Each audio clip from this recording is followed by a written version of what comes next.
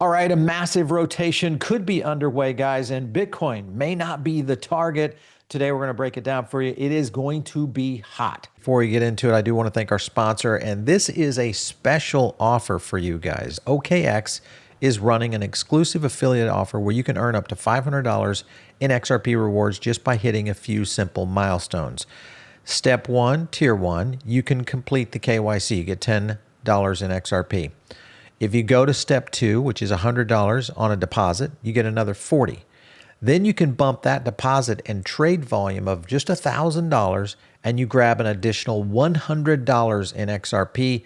Best of all, for the heavy hitters out there, if you deposit and trade 10 grand, you can unlock a massive $350 XRP reward.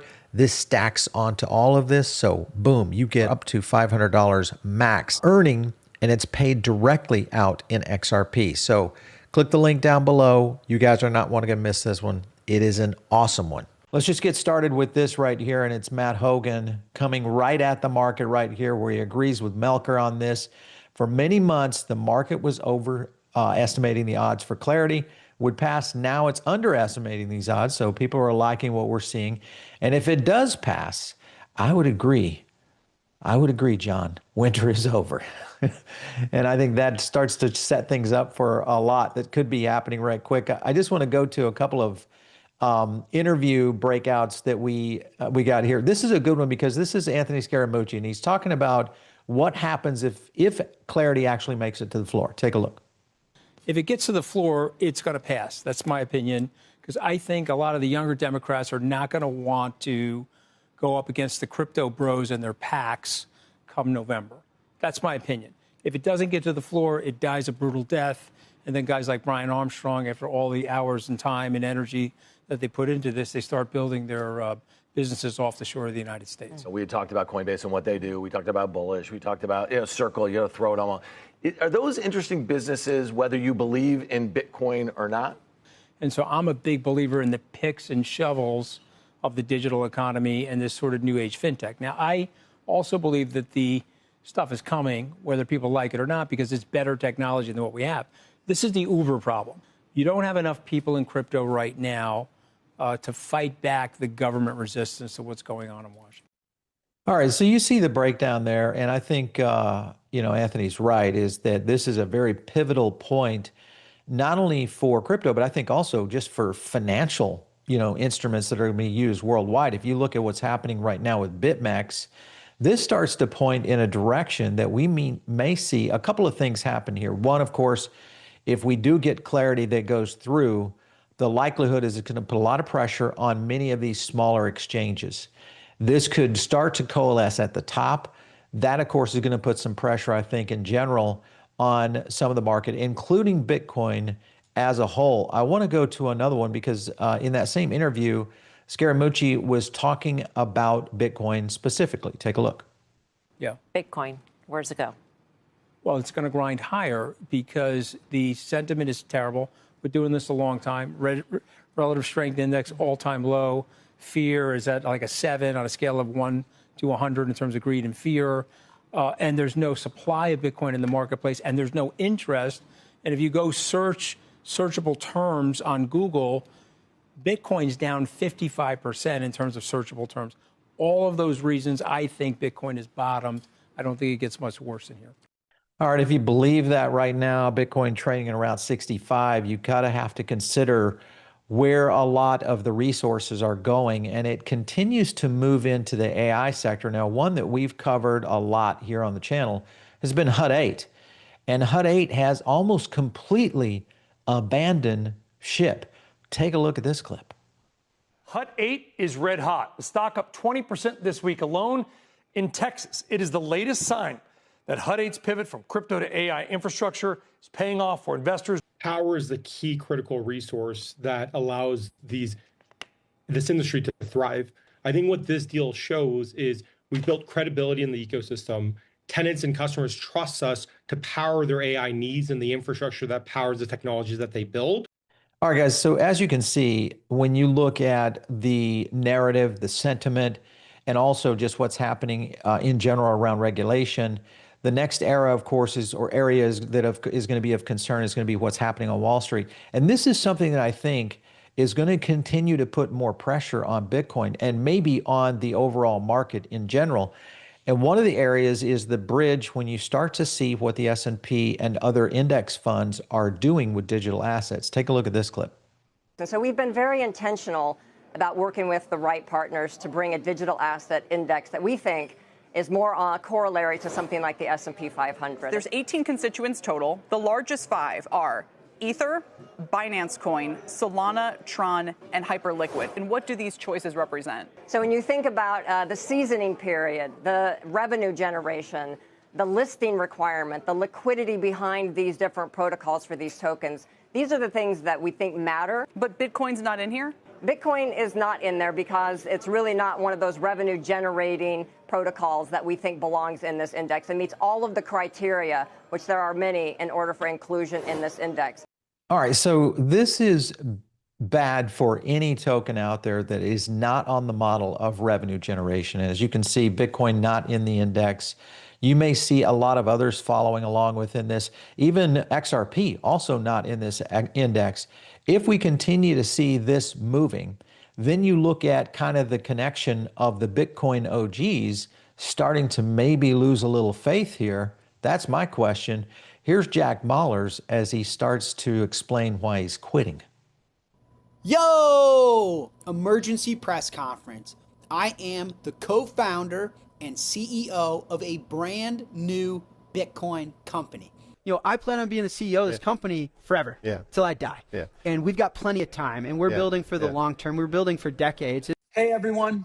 I have decided to step down as the CEO of 21 Capital. I wanted to tell you that myself. All right, guys. So there you got it. You've got 21 Capital's CEO left the building. And of course, that puts a lot of pressure, I think, in general on any of these digital asset treasuries, much like what's going on with, of course, strategy. That, of course, has also been one of the key drama points of Bitcoin and why we're continuing to see some pressure on the space.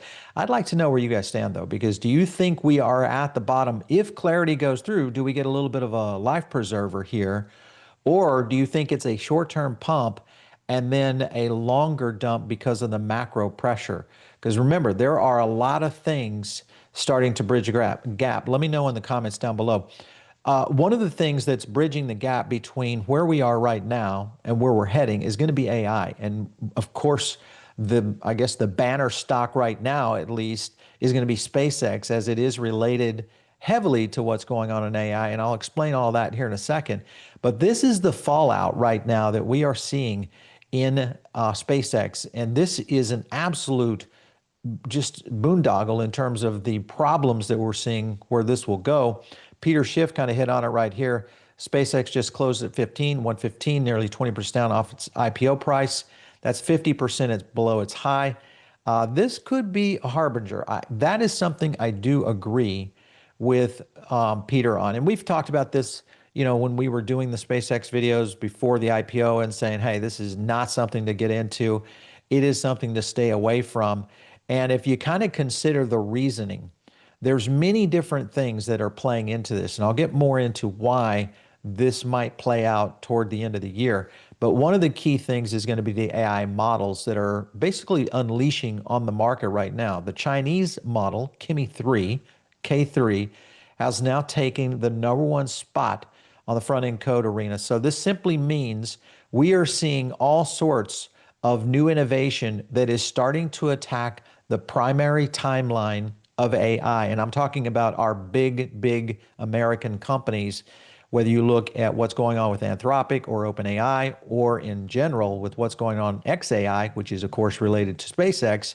This is where this pressure comes. Kimi is worth 48 times less than Anthropic, all right? That's a $20 billion valuation right now. So this is one of those moonshots that might end up in the right place at the right time. And one thing very special about this is we will most likely see these kinds of assets being traded where? On crypto. That's right. We're going to see this out there on the perps.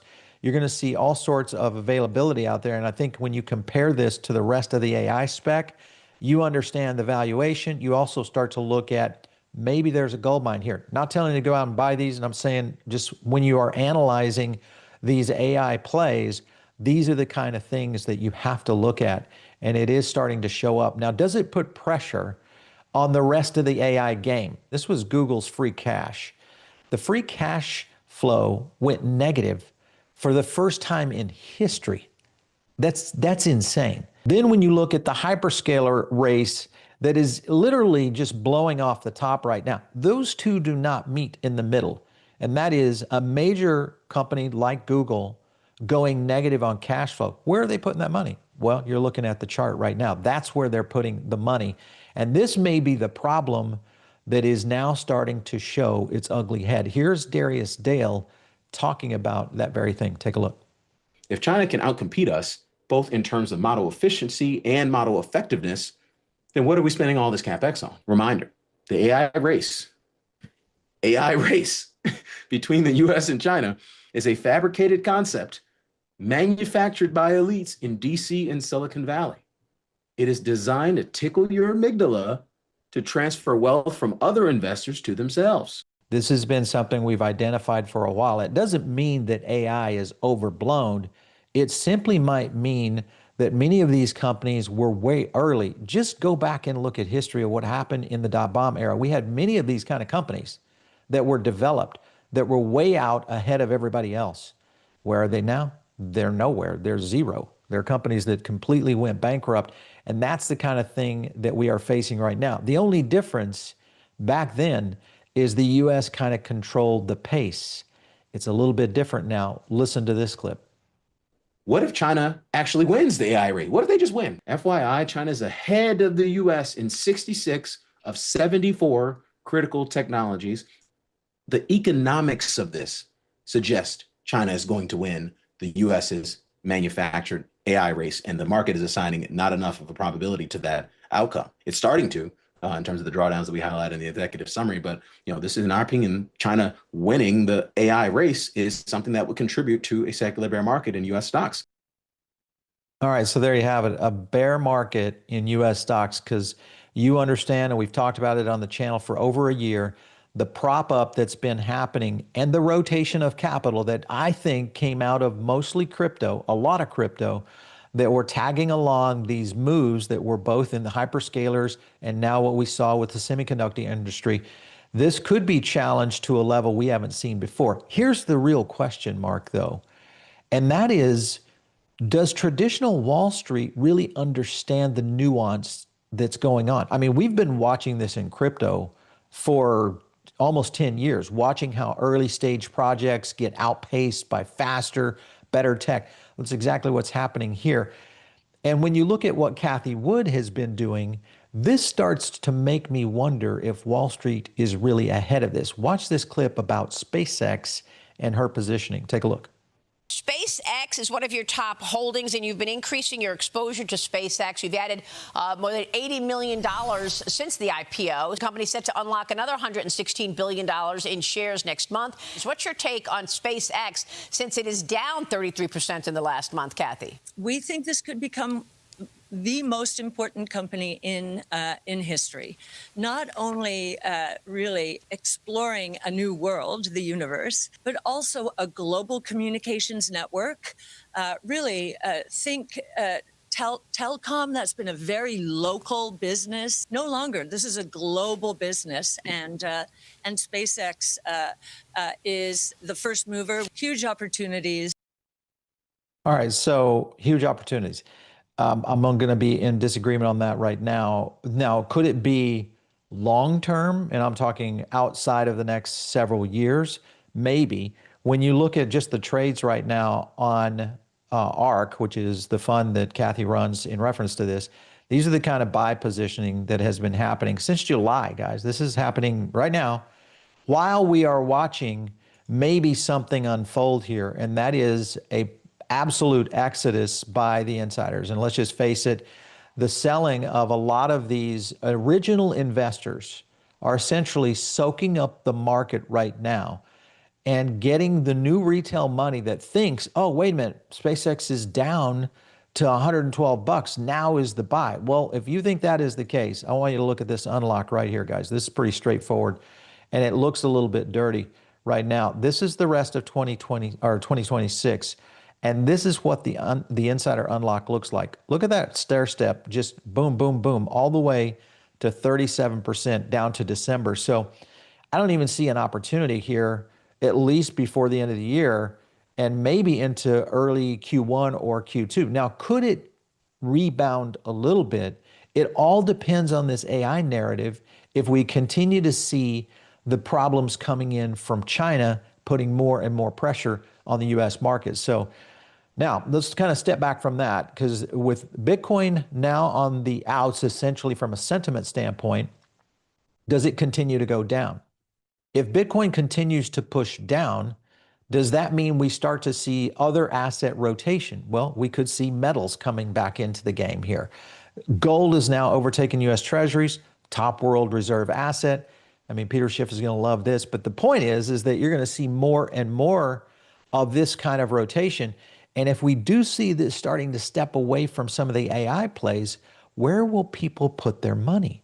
Now, maybe there's a handful of opportunities in digital assets.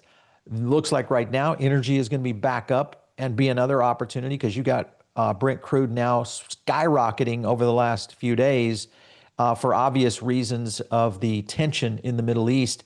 And right now it has hit $100. If you go over and look at the oil chart, this right here is Brent crude, and you can kind of see it right there, guys. We are continuing up the stair step, and it looks like we could come back in and clip that 113 recent high back in May.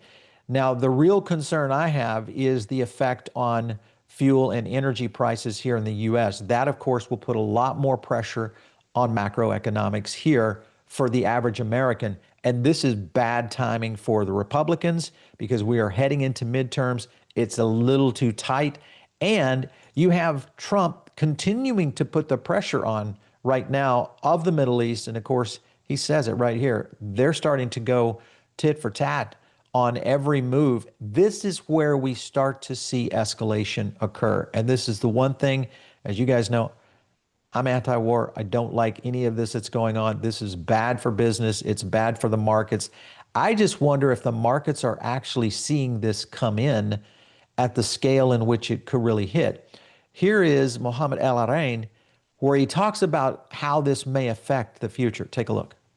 The fundamental view in the marketplace is these escalations will be contained.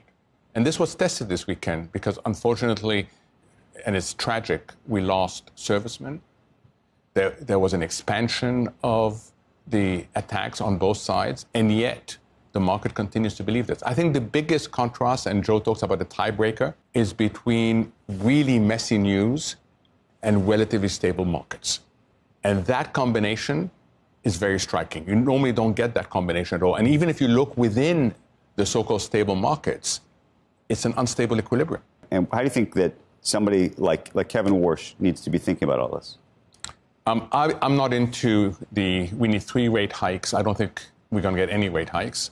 I think the worst of the inflation is behind us. I don't know about that. I mean, I just go back to the Brent oil chart, okay? This concerns me very badly in the sense of, if energy continues to spike, you've got these tensions that, unless there is an absolute exit, and I just don't know how that's going to occur. We seem to go up, go down, we're in and we're out on this. And I would agree in the sense that with one thing he said, Mohammed said there, and that is the contrast between this. The theory is that maybe, and this is where I think it's something I've said for quite a while, is you have a certain area of the population that none of this affects. And what we're talking about is the 1% of the American investor. And that 1% is controlling a significant amount of capital to deploy and to essentially get in and take profits on what I think is going to be retail, who is much more sensitive to macroeconomic news. They trade in and trade out too quickly. They're the ones that lose. So this is a concern that I think we're going to continue to see. It's also why I think you're continuing to see these volumes flying. And now the real question is how does this rotate into digital assets? Well, a lot of this will tell this week as clarity gets hopefully resolved. and that may open up a window here. So stay tuned for that.